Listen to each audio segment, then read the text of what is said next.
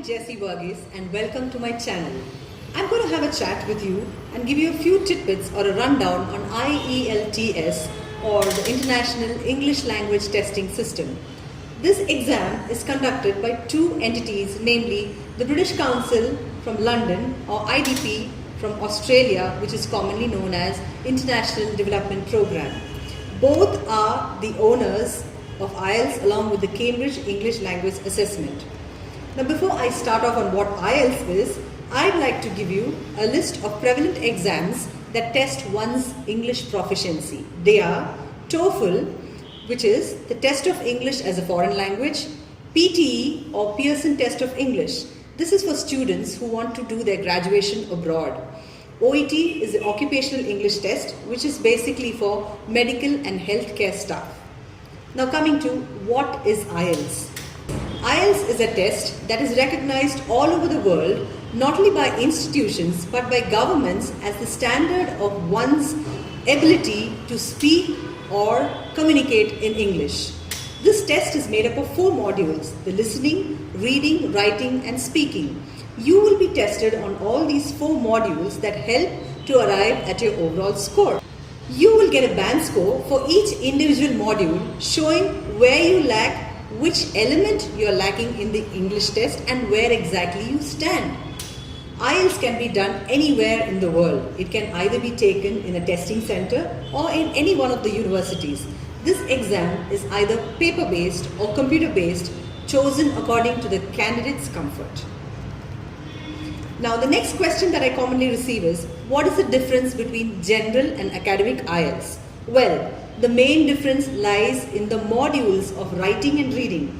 They are academically focused in the academic section and general more focused on communication and understanding.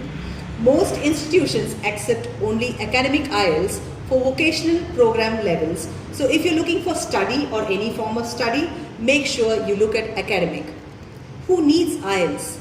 Well, any person coming in from a non-English speaking country definitely requires IELTS to prove their English proficiency for either admission, migration or immigration. The simplest way to do this is to go about taking the IELTS test. Another question is, do I have to take the IELTS test?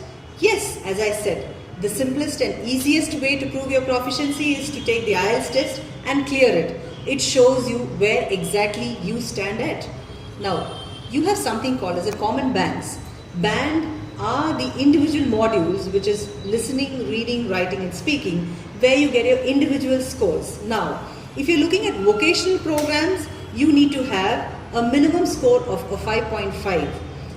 The higher education or the university education that you're looking for, they look at scores between 6 and 6.5 overall, which is again the minimum score.